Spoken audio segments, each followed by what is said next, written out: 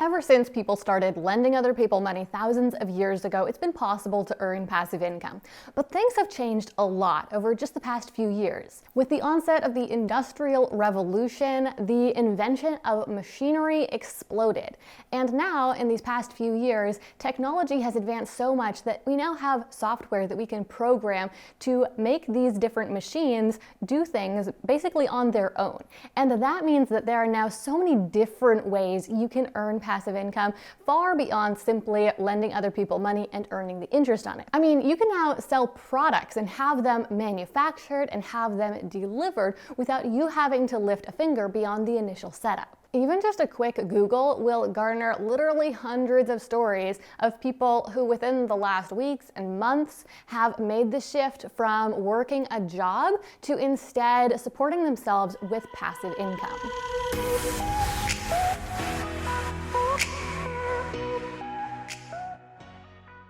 So, how does passive income work anyway? I mean, it sounds impossible, like you're trying to make something out of nothing. Passive income, it sounds way too good to be true. I mean, we've all been trained that there is no such thing as a free lunch. And it's true. There are a lot of passive income scams out there that are never going to turn into anything, and there are a lot of things out there that are billed as passive income that actually require a whole lot of effort. But here's the thing about the reality of passive income.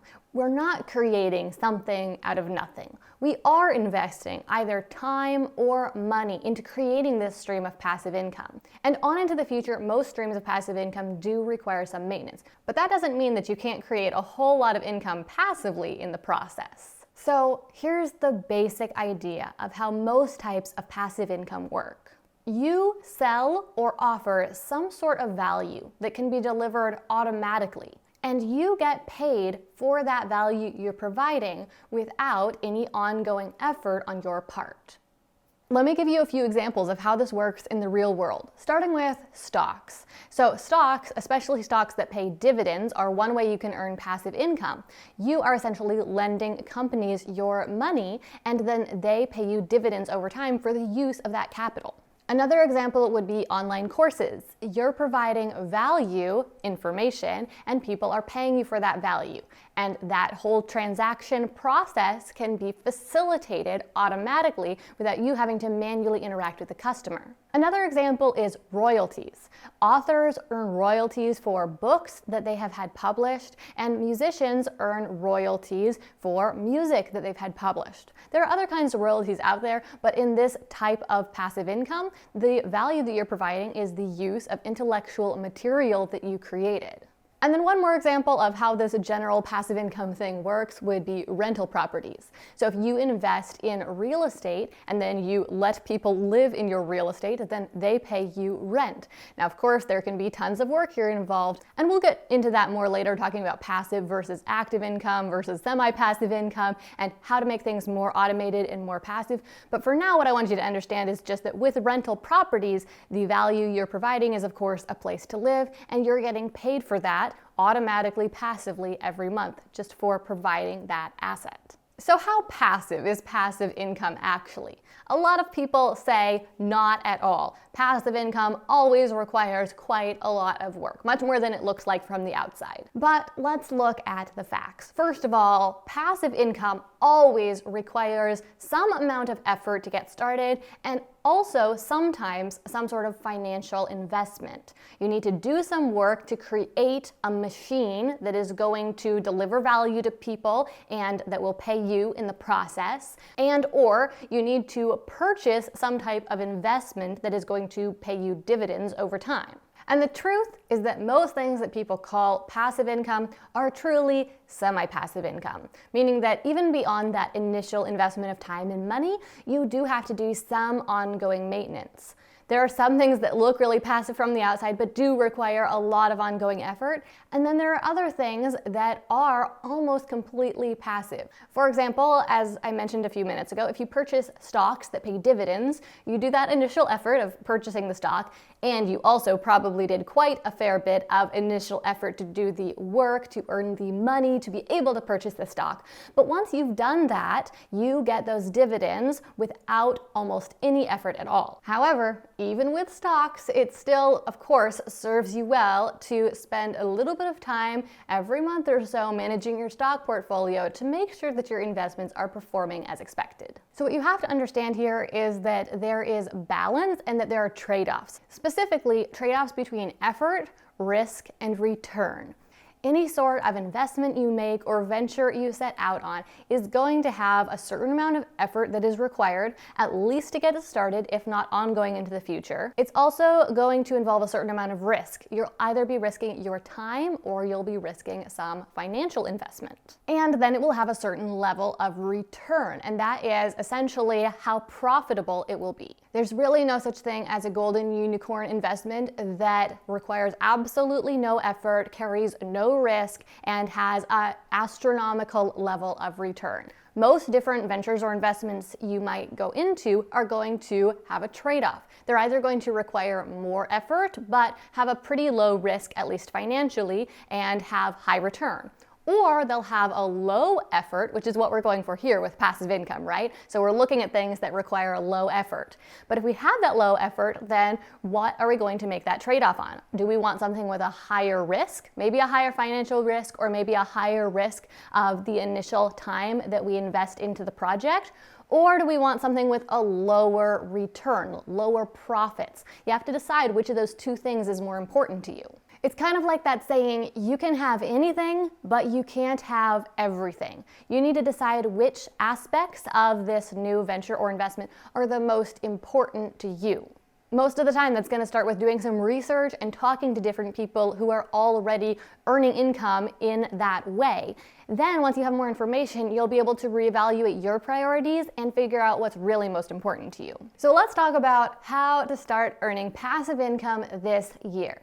I'm a really practical person. I like things to be really actionable, so let's walk through the actual steps. The first step being to choose what type of value you want to offer. And in order to make this choice, you're going to need to understand how each of these different types of passive income work and how you could deliver that value. Because as we've talked about, you're going to need to either invest some time and effort or some money. And right now you probably have more of one or the other of those things. So you'll need to pick the right type of passive income strategy that works with what you've got. So let me share a few different options and ideas with you. First one being affiliate marketing. Now, affiliate marketing can work really well or it cannot work at all, just depending on how you go about it. But the basic idea of affiliate marketing is you are selling or promoting a product that someone else provides to the customers, and you're getting paid a commission in the process.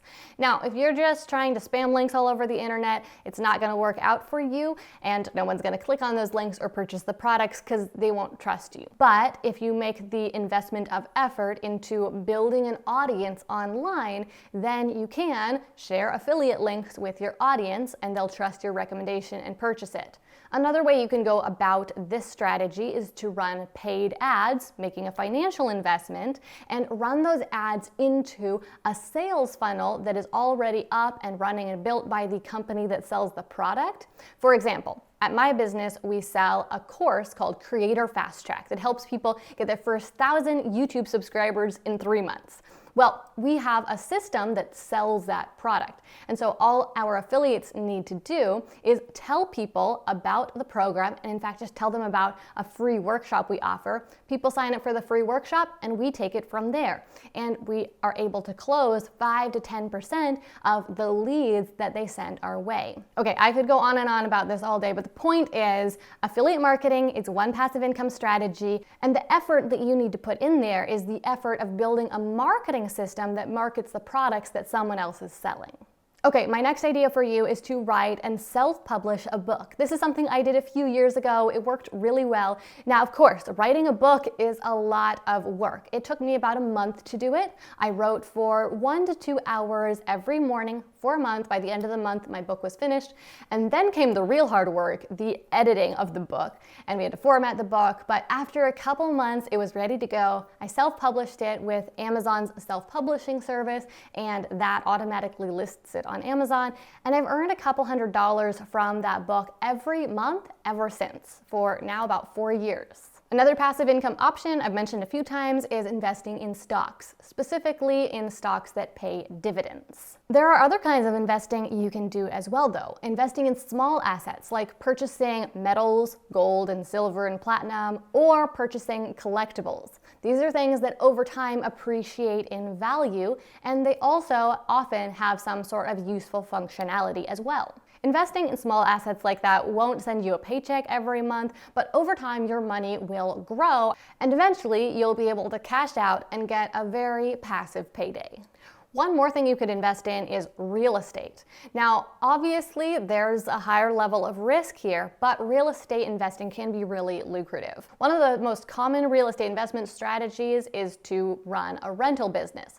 Now, in this sort of business, you're going to purchase properties and rent them out. So of course, you're going to be earning the rents from the properties, but also at the same time, the properties will be appreciating in value.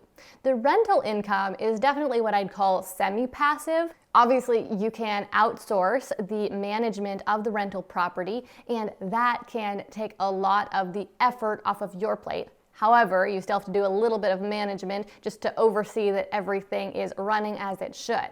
However, the appreciation that you'll experience with a property, that income is really completely passive because you don't have to do anything to make that property appreciate in value. Then we've got creating and selling online courses. Now, there can be a big risk here with your time. Are you actually going to see a return on this investment?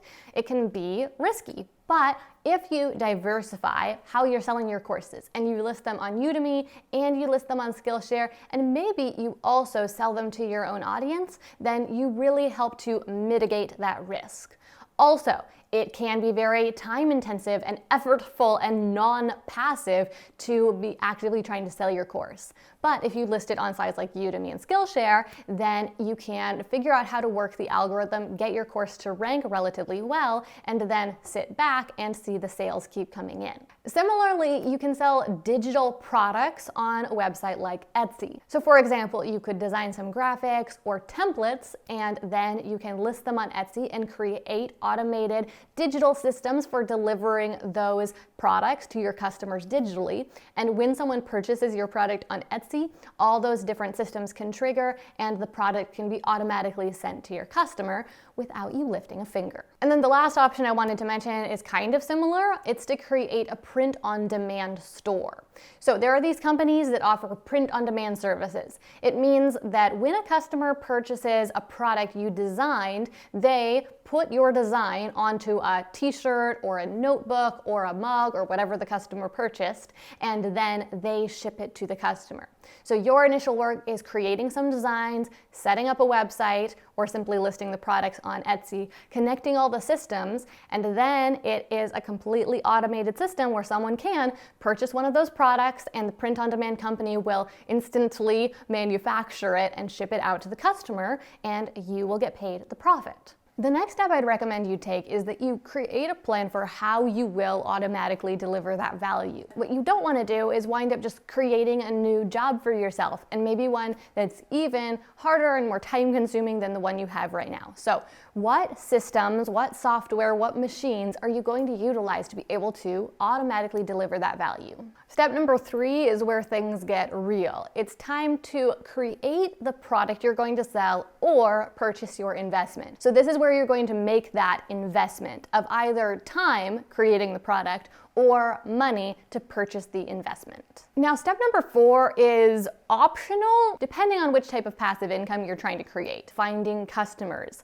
So if you are selling a product, most likely you're going to need to find customers to purchase that product. And in that case, finding customers is 4th step. It is going to be the most difficult and longest part of the process. At least it is for most people. Now, the good news is that if you decided to just purchase an investment and make that financial investment, then you get to completely skip this step and skip a lot of hard work. But again, it all comes back to that trade-off. Are you going to invest more time upfront or more money upfront? If you do need to find customers, there are 3 main ways to go about it. One is learning to work an algorithm. So for example, if you're going to sell your products on Etsy, you need to learn how to work with the Etsy algorithm to get your products to rank well. The second is paying for ads. This is often the most quick and direct route to finding customers, but it does involve a financial investment in addition to the time investment you're already making. And then the third method of finding these customers is using content marketing and organic ranking. Now, a lot of people love this option because it is in fact free financially, and so there's no financial investment required. However, it does require a lot of time, and it has the highest level of risk when it comes to investing your time. There's the highest risk that you might never see a return on your investment with content marketing. Now, not to knock content marketing, I love it, it just is a little bit risky. Okay, and finally we come to step number 5, which is to figure out how to automate the maintenance. So, most different types of passive income, whether you're selling a product or you purchased an investment, are going to require some sort of maintenance. Whether that's managing your stock portfolio or continuing to market your products so that you can continue to get customers, or it's managing your rental properties. So the trick here to making this source of income a lot more passive is figuring out how to automate or delegate the maintenance. My biggest piece of advice here is don't try to do this too soon. Do things manually for at least a few months. You need to really learn exactly what is required and how to do the maintenance effectively. You don't want to outsource things before you're ready because there might be big things that fall through the cracks because you weren't really aware of all the maintenance that needed to be done. When it does come time to automate the maintenance, of course it's going to depend on what type of passive income you're working with and whether it's something that can be automated by software or it needs to be delegated to humans. So let's wrap this up with one last really important piece of advice if you want to be successful with creating passive income for yourself. A lot of the time, people who want to create passive income want to create multiple streams of passive income. But then they fall into this trap of trying to create multiple streams at the same time because they think, oh, I need to get all of these balls rolling because they know it's going to take a little bit of time to get momentum. But I have literally never seen anyone be successful with that strategy. It is so much easier to turn a passive income method into a profitable success if you just focus in on one, you give it all of your energy and attention until the ball does start rolling and you have the momentum and it's paying you money. So that is my best advice for you. Also, when you are focusing on it and you are doing that initial setup to be able to create the stream of passive income, really, spend a lot of time there and put in your best work because whatever you do there and the quality of your work is going to affect the paycheck that you get month after month on into the future. So it's worth putting in a little bit more time, a little bit more effort, and again, doing your best work so that those paychecks can be as high as possible every month in the future. If you enjoyed this video, then please give it a like. That helps my channel out a whole lot. I've been noticing that you guys have been liking my videos a lot more lately, and it's really been helping them out in the algorithm, so thank you so much. Also, I am planning on talking a lot more about passive income throughout the rest of the year. So if creating a stream of passive income or multiple streams of passive income is one of your goals right now, then be sure to subscribe to my channel and ring that notification bell so that you don't miss those upcoming videos. Next week's video is all about how to turn your knowledge into an online business. Now, there are lots of different ways to do this. Some of them are passive, some of them are much more active, but I'm going to be covering all the different options for how to turn your knowledge into an online business, as well as walking you through the first steps to take to make that happen. That video will be coming up next week, Tuesday at 8 a.m. Pacific. So again, make sure you've got those notifications turned on so you don't miss it. All right, well, that is everything for this week. Thank you guys so much for joining me again. I hope you're having an amazing week. I love you, and I'll see you next time.